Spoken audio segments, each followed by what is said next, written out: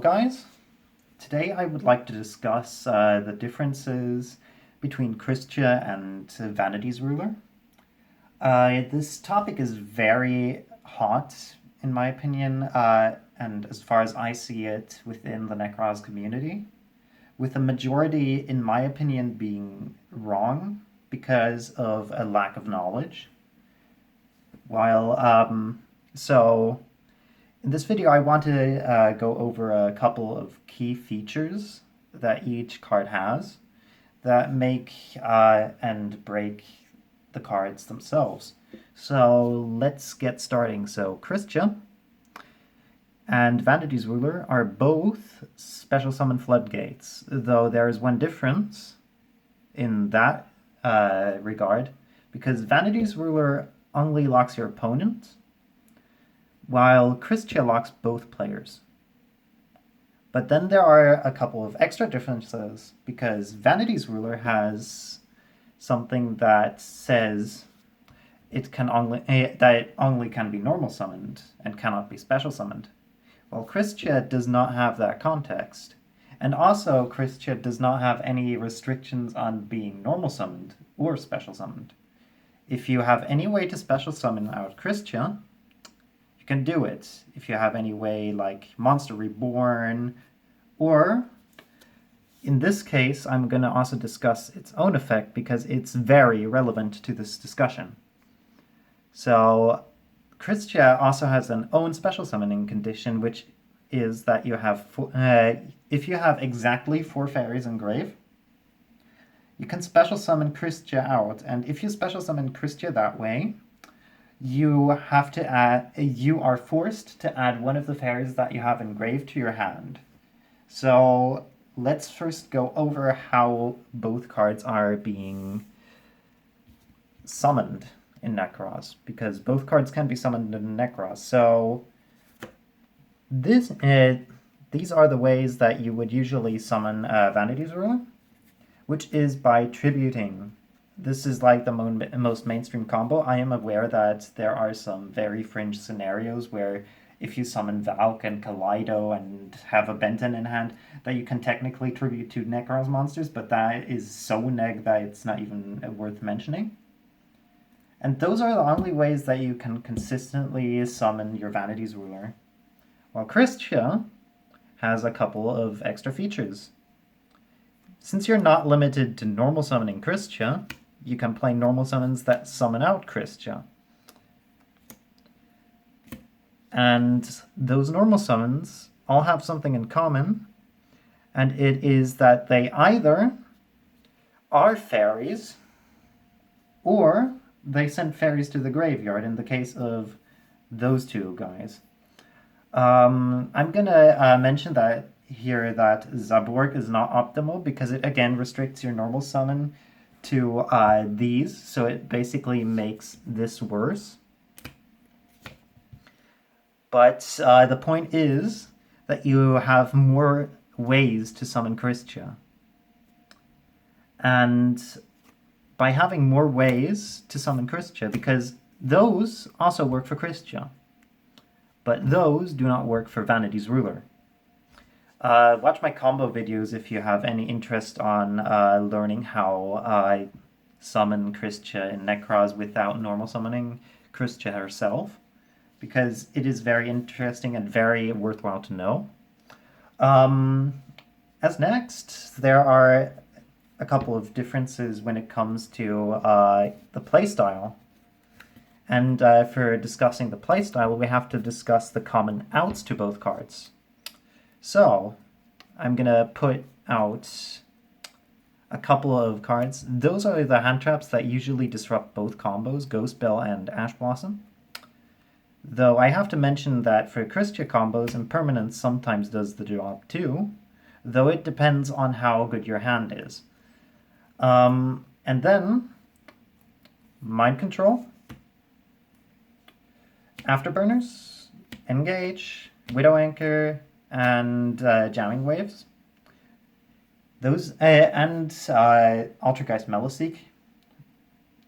But discussing how impactful Kristya is against Altergeist is pointless. or Vanity's Ruler because you do not want to play that way against stun decks like Altergeist. But those are the most common ways to out both cards here. Because you're restricted to special summoning, you have to negate it if you're playing a special summon heavy deck, like most decks are. But here's a difference. These cards out both of them, but this only outs Vanity's Ruler. Why is that so? Because Mind Control has a condition that says that the card that you stole cannot be tributed. So what happened to me at YCS Dusseldorf in early January this year was I was facing against a Thunder Dragon player. I had established my Kristya board. I was in a good position to actually get a top eye at that event. But what happened is he decided to side Mind Control. And I, stupid as I was, let him Mind Control, and then he proceeded to tribute summon a Dragon Dark over my Kristya. But that is illegal, but I did not know that until that point. So the thing is, if Kristya is on the opponent's side of the board, none of these cards out it. None of them. There is no out to Kristya when she is on this opponent's side of the board. So it's basically nothing. It's a -1 against Kristya. Well, against Vanity's Ruler only restricts the opponent of the controller to play, to special summon. So that means, yes, you have the possibility to special summon while you control your Vanity's Ruler, which is pretty neat. But you are but as soon as a Mind Control hits the field, you automatically lose the duel. Or like almost automatically, because you basically had no real board. Because the board was fully out by Mind Control, your opponent stole a monster, and therefore went +1. And he now can special summon. So this is another disadvantage that Vanity's Ruler has, and that would actually come up. Like, I lost that game in Dusseldorf. Really sad because it denied me a top. But what happened, so if I would have known that ruling, if I would have known that clause and wouldn't have been stupid, I would have just won the game the moment he activated Mind Control. Because you do not have to respond to the Mind Control at all. You could just let him get the Kristya, and as long as he doesn't play Sky Striker and suddenly activates multi-rule or Area 0 and succeeds on the Area 0, you're completely safe. Because there is no real out to Kristya, unless you destroy it. So this is about the outs of the cards. And then at last, there is also the grind game factor. Because as soon as you out these cards, Vanity's Ruler is gone. You're not summoning back a Vanity's Ruler from grave because he has a special summon restriction. You're not getting him back. You don't have any way to get him back into your hand from your graveyard. The only thing you can really do is play 2 of them, which is, again, suboptimal. While Kristya, she has another thing going for her. And it is a very double-edged sword. But if you can correctly manage your resources, it is probably the strongest thing Kristya can do. And that is, if Kristya would be sent to from the field to the graveyard, she is put instead on top of your deck. And this allows for a couple of neat interactions. So first of all, if your opponent outs Kristya while you have 3 fairies engraved because you had to add a fairy off of Kristya's effect when you special summon her, you get a you have, like, let's say you did the Manju combo. You added back a Manju. And your opponent somehow outs Kristya and, like, builds a moderate board, maybe 1 negate or something. So, as soon as you start your turn, your next card you will be drawing is Archer Kristya. And because you have 3 fairies in grave, all you have to do is normal summon the Manju, somehow get rid of the Manju, which is very easy, just blink it away and do whatever. You get search, you even get a free search, and then you can just special summon Kristya again. And every time you special summon Kristya while you have a Manju in grave, or a way to trigger Benton, you are going +2. Because you're getting a Manju, and that Manju is getting you a search. Though that +2 is delayed to your next turn, of course. And that is where the big difference is. Outing Kristya and Vanity's Ruler once is not always a problem if people play Infinite Impermanence. They have a 35% chance of opening an out to Kristya if they play 3 of them, or to Vanity's Ruler. But outing it once may be easy, but outing Kristya twice or even 3 times, and I had people that got rid of this thing twice in Dueling Book Ranked and at tournaments. But as soon as I summoned the Kristya a second or a third time, your opponent will probably scoop the game up because he will be lacking outs, because every time he uses an out, he has 1 out less in his deck. And that reduces the chance of you getting another Kristya out. Of course, he could draw double impermanence and just out it again and then maybe draw broken. But that is the case for every thing Yu-Gi-Oh! Every card is counterable, and that makes up the beauty of the whole card game. And also, this effect can be abused with Valkyries. So what Nekroz of Valkyries does with Kristya is, if you activate Nekroz of Valkyries' effect to tribute monsters, you can tribute Kristya, which will go on top of your deck, and you will draw Kristya off of Valkyries' effect. So you basically reset the Kristya and get to special summon her again. So a nice combo you can do is if you have a Benta, if you do the Gale Dogra combo and have the possibility to end on Nekroz of Valkyries plus Kristya as an end board, which is, I think, a 2-card combo, you can basically just you can basically special summon Kristya, activate Valkyrie's effect. Kristya will get you Cyber Angel Benton to hand. Activate Valkyrie's effect, tributing Kristya and the Cyber Angel Benton. Then you draw 2, get to search a Manju, and then you just get to special summon Kristya again, because you again have 4 fairies in grave, and you get to add back the Benton again. So you're going really plus with this. And every time you're on your turn, you can do a pseudo Vanity's Ruler with using Nekroz of Valkyries plus Archlord Kristya as a combo. As soon as you have 4 fairies in grave, which is very easy to do if you draw the normal summons, which are Manju. If you want to, you could play Senju, though that is suboptimal, and Gale Dogra, because Gale Dogra is a dumb card. And I should also make a video on that.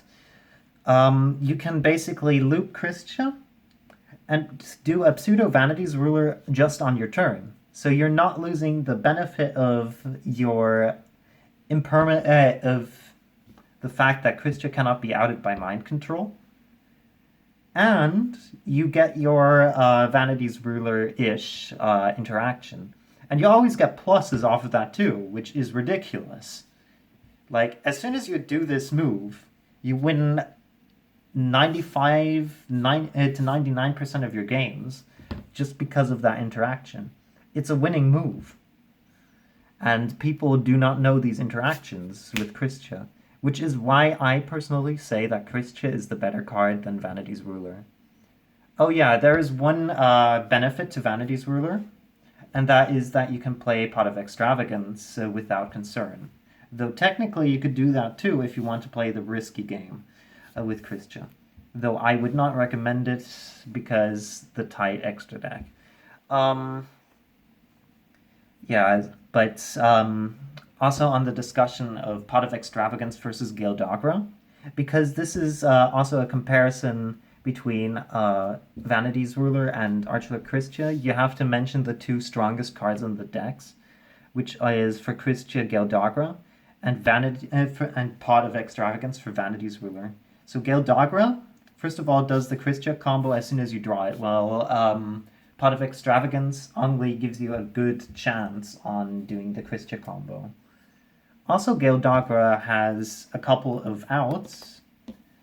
It is a very versatile card because not only can you send Heralds of the Arclights to do double searching, which is really powerful, but you can also send Elder Entity Entus to pop your opponent's floodgates, or if as soon as the Shadal structure deck is released, you can send the new Shadal fusion monster, the El Shadal Apoclone, to search Shadal fusion. So this card is ultra versatile, and it's versatile to the point that you do not care about the life point cost of the card.